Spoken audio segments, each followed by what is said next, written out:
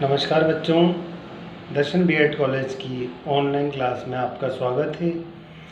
आज का हमारा टॉपिक है अभिवृत्तियाँ। अभिवृत्तियों को हम अंग्रेजी में एटीट्यूड्स भी कह सकते हैं। मानव किसी वस्तु, विचार, प्राणी, घटना के प्रति जैसा जानकर अपने मन में जिस प्रकार की वृत्ति अंकित करता है, व्यक्ति उसके प्रति वैसा ही व्यवहार करता है। अभिवृत्तियाँ व्यक्ति के मानसिक एवं सामाजिक व्यवहारों को दिशा प्रदान करती है। व्यक्ति को समझने से पूर्व उसकी अभिवृत्तियों को ज्ञात करना अत्यंत आवश्यक है। तभी व्यक्ति के व्यवहार का अध्ययन करना संभव होता है। शिक्षा मनोविज्ञान में अभिवृत्ति के अध्ययन का महत्वपूर्ण स्थान है। इसमें देखिए आप, मानव किसी वस्तु, विचार, प्राणी, घटना के प्रति जैसा जानकर अपने मन में वृत्ति अंकित करता है, व्यक्ति उसके प्रति वैसा ही व्यवहार करता है। तो देखिए, व्यक्ति क्या है, लोगों के व्यवहार से प्रभावित होता है। यदि व्यक्ति को किसी का व्यवहार अच्छा लगता है तो वह उसके सकारात्मक रूप से प्रभावित होता है, ठीक है। और यदि व्यक्ति का व्यवहार किसी को समझ में नहीं आता या अच्छा नहीं लगता तो उसके प्रति हमारा जो नज़रिया है वह वैसा ही रहेगा। तो हम लोग क्या है, अभिवृत्तियों को एक नज़रिया भी कह सकते हैं और हमारा दृष्टिकोण भी कह सकते हैं, ठीक है। तो नज़रिया क्या है, परिस्थिति और व्यवहार के आधार पर बनता है, ठीक है।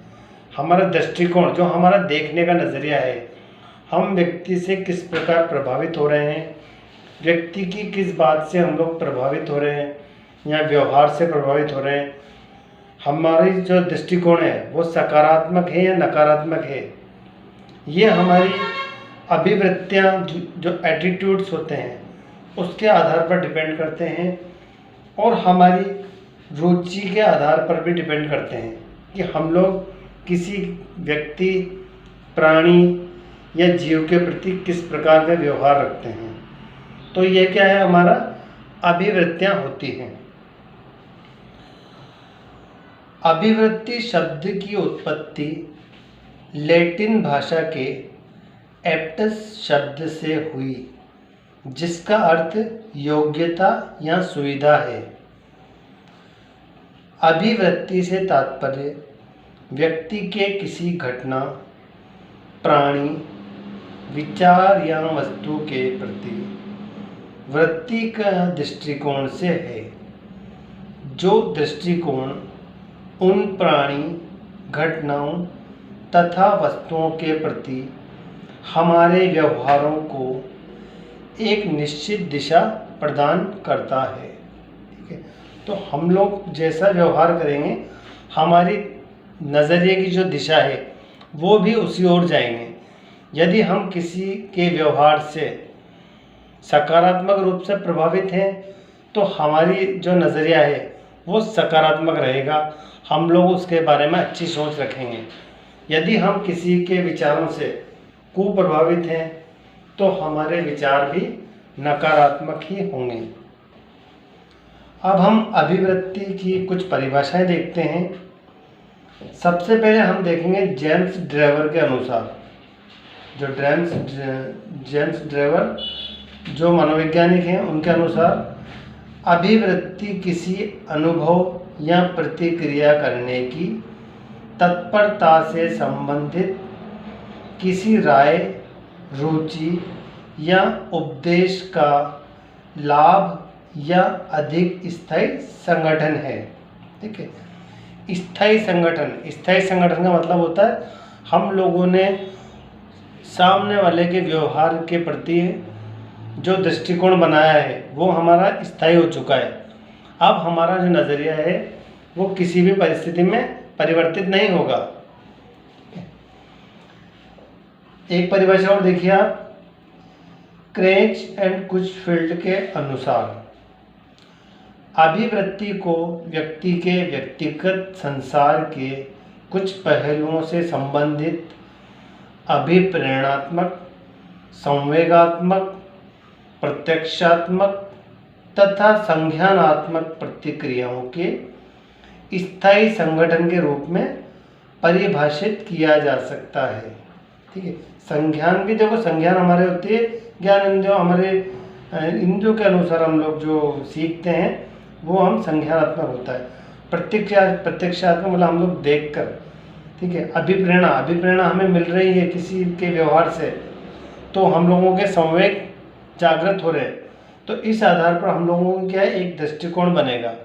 ठीक है, हमारी सोच, हमारा नजरिया बनेगा। परिभाषाओं के बाद देखिए अब अभिव्यक्ति की विशेषताएं, इसकी विशेषता महत्वपूर्ण है।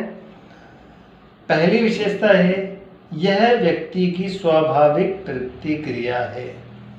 स्वाभाविक प्रतिक्रिया मतलब यह है कि हम लोग व्यवहार से, किसी जीव के व्यवहार से, आदतों से, उसके प्रकारों से हम लोग किस प्रकार प्रभावित हैं, उन प्रभावित होने से हम लोग हमारी प्रतिक्रिया कर रहे हैं या हमारा दृष्टिकोण बना रहे हैं, वह अभिवृत्ति होती है। दूसरा देखिए, इसमें मानसिक एवं सामाजिक दोनों ही पहलू होते हैं। देखो, मानसिक मतलब हम लोग मानसिक रूप से जो दृष्टिकोण बनाते हैं वह अभिवृत्ति है, और सामाजिक, क्योंकि हम लोग सामाजिक प्राणी हैं, समाज में रहकर ही हमारे सारे कार्य होते हैं। तो समाज में रहकर हम लोग जो समाज के व्यवहारों से हमारे मानसिक रूप से जो दृष्टिकोण बनाते हैं वह क्या है, अभिव्यक्ति होती है। इसमें विषय वस्तु से सीधा संबंध होता है। ठीक है, जो जीव, व्यक्ति, प्राणी, इनके बारे में जो हम लोग दृष्टिकोण बनाते हैं उनसे क्या हमारा सीधा संबंध होता है। यह प्रक्रिया जन्मजात कम, अर्जित अधिक होती है, क्योंकि ये क्या है, हम लोग पर्यावरण या समाज में रहकर ही अर्जित करते हैं। ठीक है, हम लोगों को बचपन से ऐसे दृष्टिकोण नहीं होता, क्योंकि हम लोगों को इतनी समझ नहीं होती, पर हम लोग जैसे जैसे समझते हैं, समाज के संपर्क में आते हैं, व्यक्तियों के संपर्क में आते हैं, जीवों के संपर्क में आते हैं, तो हमारा क्या दृष्टिकोण बनता है, अभिवृत्ति बनती है। नेक्स्ट देखिए विशेषता, अभिव्यक्तियाँ बहुत कुछ स्थायी होती है, किंतु ये परिस्थितिवश अपना रूप बदल भी रहती है। ठीक है, हम लोगों का नजरिया, दृष्टिकोण किसी के प्रति नकारात्मक है, यदि सामने वाला पक्ष अपने व्यवहार को अच्छा कर लेता है, हमारे अनुकूल कर लेता है, तो हमारा जो दृष्टिकोण है वो कुछ समय के बाद परिवर्तित हो जाता है। तो हम लोगों का जो दृष्टिकोण है वह क्या है, सकारात्मक हो जाएगा। ठीक है, तो यह क्या है, परिस्थितिवश अपना रूप बदल भी लेती है। नेक्स्ट देखो, अभिवृत्तियों का विकास बहुत कुछ सामाजिक संबंधों के कारण होता है। सामाजिक संबंध, समाज में क्या है, व्यक्ति आपसी रूप से सामाजिक संबंधों से बंधा हुआ होता है। ठीक है, तो समाज में जब व्यक्ति बंधे हुए हैं तो एक दूसरे के व्यवहारों से अवगत होंगे ही सही, प्रभावित होंगे ही सही, तो इस आधार पर ही क्या है, एक दूसरे के व्यवहारों से दृष्टिकोण बनाएंगे। ठीक है, अभिवृत्तियाँ बनाएंगे। तो आज का हमारा टॉपिक यही था। नेक्स्ट क्लास हमारी कल होगी। धन्यवाद।